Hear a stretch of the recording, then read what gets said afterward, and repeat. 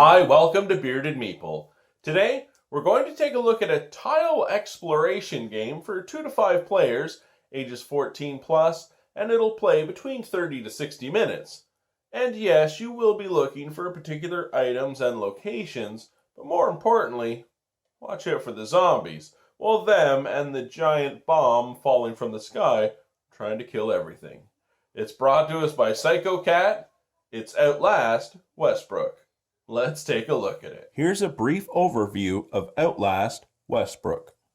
In the game, we have a number of components.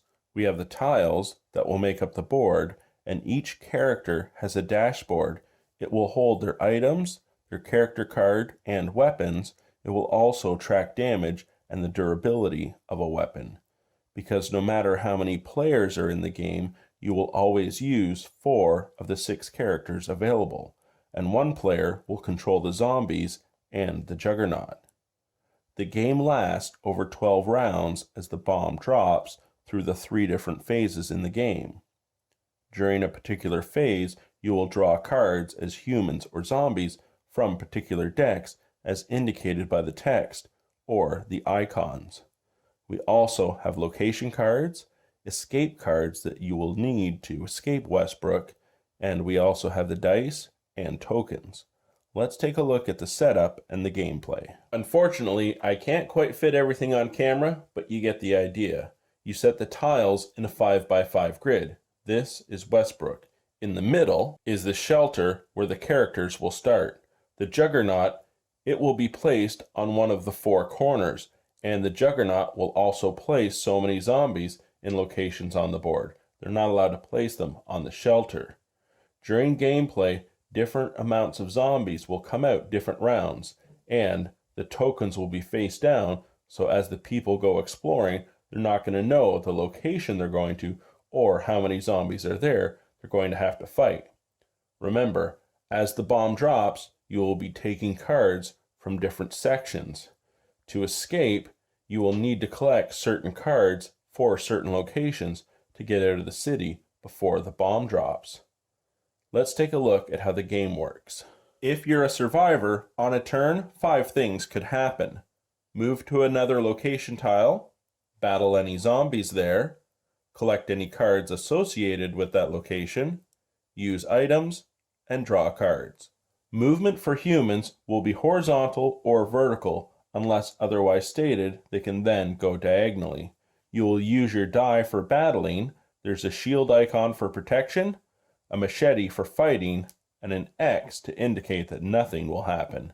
In the cards, you'll find weapons, abilities, and actions you can take during the game.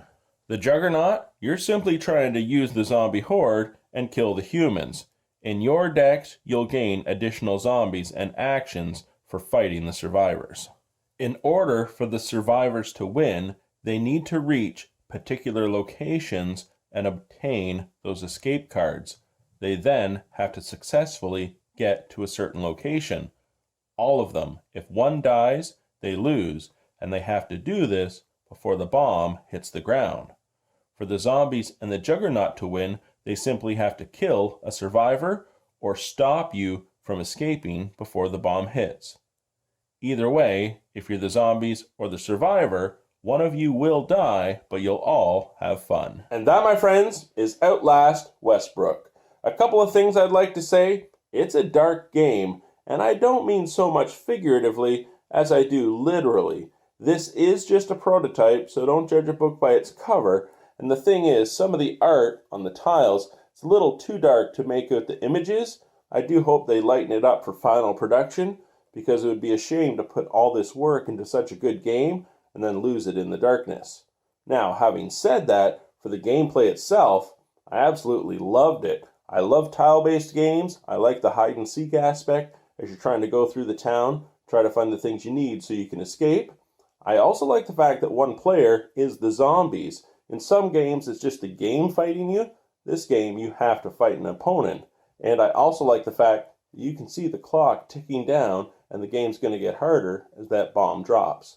I enjoyed it. I hope you get a chance to check it out. I'll talk to you again soon.